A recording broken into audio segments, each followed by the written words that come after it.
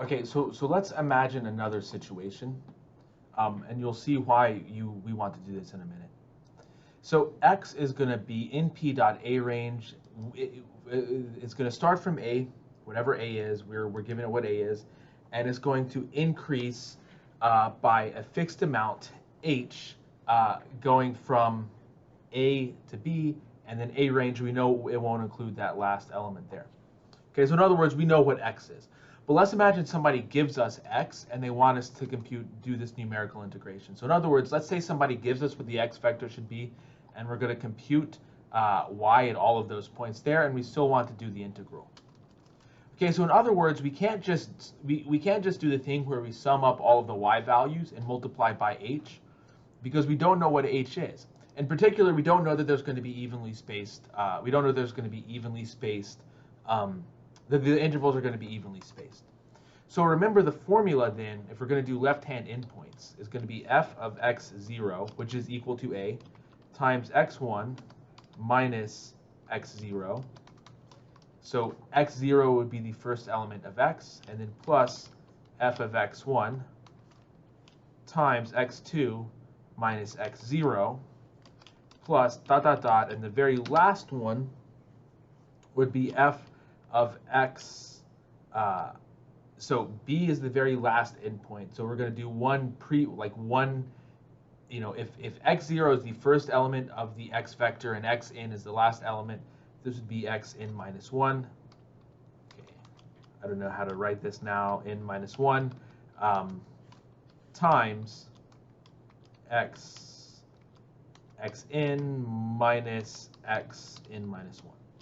Okay, notice like x1 minus x0, x2 minus, this should be x2 minus x1, and so on and so forth. All of these, like the width of the Riemann rectangles here, they could be different, so I can't factor it out. That's the point here, is that I'm not able to factor it out. Okay, so here's how I'm going to deal with that. I'm going to introduce a new vector. It's going to be d. It's going to be the difference. So, okay, so what d is going to be the difference of every element, of every pair of elements in my vector x. So if I come down here, let me print, got a lot of stuff going on here. So I've got my y vector. So let me illustrate this on the y vector. I'm going to do np dot diff y. I'm going to run this, and you see what I get here. What I'm getting is the difference between each successive point. So 0.01 is a difference between 0 and 0.01. 0.03 is a difference between 0.01 and 0.04. And then finally, 0.37 is a difference between 3.24 and 3.61. Okay, so notice this means that this array has one element less than that array. So it's going to be, there's an error message here we'll see in just a minute. So now what this means is that d has one element less than x. Okay, so now what I want to do is I want to do the 0th indexed element of y times the 0th indexed element of d, plus the first index element of y times the first index element of d, and so on and so forth. I want to multiply all of those together and then add them up, and that should be my integral, or my approximate integral using left-hand endpoints. So now I'm going to say integral is equal to, so in other words, I need to do a pointwise multiplication. I have my y vector and my d vector. I don't want to do the dot product. I want to do element-wise multiplication. The first entry, or the 0th entry in y times the 0th entry in d, plus the 0th entry, the first entry in y times the first entry in d. And so what I'm going to do, I'm first just going to get a vector that contains a list of all of these, like 0th element of y times the 0th element of d. The next element would be the first element of y times the first element of d, and so on and so forth. Integral is equal to np times numpy, and then I'll do y comma d. And when I run this, we're going to have a problem. np.numpy. Not the problem I anticipated. So I'm going to use multiply. So what multiply does is it does an element-wise multiplication. Okay, so if I run this, now I'm going to get a problem. Operands cannot be broadcast together with shapes 20 and 19. essentially what this is saying is that, well, y has 20 elements and d has 19 elements. We can't form this element-wise multiplication. And this broadcast thing is one way that you can kind of do element-wise multiplication when maybe you don't have things that match up. But forget about that for now. All this is saying is operands could not be broadcast together with these shapes. That's exactly what's happening here. Y has less elements than D, so we can't do all of the point-wise multiplications. Okay, so the way that we're going to think about this, we're going to think about, like, actually, again, we don't know, like, we're defining x here, but imagine we're not defining x. Somebody's just giving us x.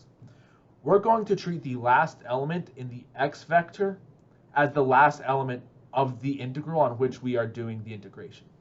So essentially what we're going to do, if we're doing left-hand endpoints, we're just going to throw out the very last rectangle. Okay, as h gets smaller and smaller and smaller, that's going to contribute less and less, and so it won't matter. Or it will matter less and less. So again, what we're going to do is we're going to pretend like we have sample points going from A to whatever the last element of x is. In this case, it would be b minus h, so 1.9. That's what we're going to forget about what happens after that. And so now what I want to do is I want y to just be all of y except for the last element. So now I'm going to say y is equal to y, and I'm going to use this. I don't know if we've gone over this yet or not. 0 colon minus 1. Okay, so what's happening here? Y of minus 1 is the last index. 0 is the first index. So y minus 1 gives the last element of the list. I can't remember if I've done this or not. So if I do y of minus 1, this will give me the last element of the list, which is 3.61. So if I run this, this will point out 3.61. Okay, if I do y 0 colon minus 1, this is going to give me the subarray of y going from 0 up to one element less than minus 1. Okay, so it's going to give me that subarray there, everything up to the last element. So if I run this, as we see, this is exactly what I get. Okay, so I just want y to be that subarray. So y is going to be this subarray, and now this makes perfect sense. And when I run it, I'm going to get pretty good answer here. If I do 0.00, whoops. Oh, sorry. So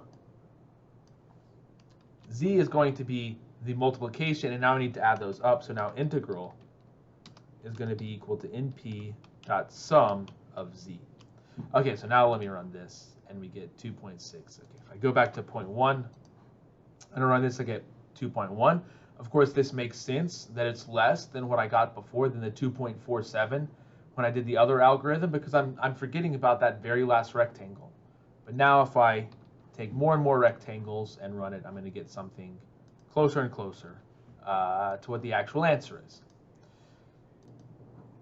Okay, so now what I want to do is I want to just get a list of random numbers from A to B. And then that will be our data here instead of this x here. So now this lets us use random numbers in Python. So what we're going to do is we're going to say x is equal, big X, caps lock is on, big X is equal to np dot random. So there is a library within NumPy called random, and we want to do rand. Okay, and now let's say what we're going to do, instead of increasing by a certain amount, we just want to give a certain, we just want there to be a certain number of intervals. We'll say n is equal to 10. So I'm going to say x is equal to np.random.rand 10. And what this is going to do is going to give us a list of 10 random numbers, or pseudo-random, whatever, drawn from a uniform distribution from 0 to 1. So let me actually come down. So I've done this here already. So let me run this. And we have 10 numbers from 0 to 1 drawn from a normal distribution, or from a uniform distribution. Okay, now there's two problems with this. The first problem, we can see that this list is not in order. And for our algorithm to work, it really needs to be in order, because they represent, like, the differences represent rectangles, and if you have, you know, an endpoint here and an endpoint way over there and try to subtract that, that's not the right rectangle. Okay, so we need the endpoints, we need this to be in order. So that's one problem. The other problem is that this doesn't go between the right, like it goes between 0 to 1, but we wanted to go from A to B. In this case, it's 0 to 2. So here's what we're going to do. We want the range, like we want the range of numbers not to go from 0 to 1. We want it to go the length, like we want the width of numbers to go from the length of the interval, which is B minus A. So what we're going to do is we're going to multiply our numbers, multiply this array times by the length of the interval B minus A. This will give us sets of numbers going from 0 to the length of the interval A to B. Then we're just going to add A, and that's going to shift everything up. So what we're going to say now, and again, this is some great NumPy stuff that we can have here. We're going to do A plus B minus A times this random number. And let me change this to n. Okay, so again, what's going to happen, this is going to give us 10 random numbers from 0 to 1. When we multiply it times B minus A, so B minus A in this case happens to be 2, it's going to give us a list of random numbers. It's going to make that, so we have random numbers going from 0 to 2. We're going to multiply them all by, 0 to 1. We're going to multiply them all by 2. So now we're going to have a list of random numbers from 0 to 2, drawn from a uniform distribution from 0 to 2. I mean, in principle, in effect, that's what we have. And then we're going to add A to all of them, which is going to shift them up so that we now have random numbers from A to B, drawn on that uniform distribution. Of course, A is 0, so this doesn't change anything, but in general it would. And then everything else is going to be exactly the same. Okay, so now when I run this, every time I run it, essentially, I'm going to get a different estimation here because I have a different x vector. So if I run this, I didn't handle the other problem. Remember, the other problem is that this is no longer sorted. Okay, so if I come here, I'm just saying another vector k is equal to a list of random numbers. So we get these random, I assigned it there. So I'm going to print k, and then I'm going to sort k. So I'm going to do np.sort k, and when I run this code, so this is my k array, but this is my sorted k array. And so that's what I need to come up here.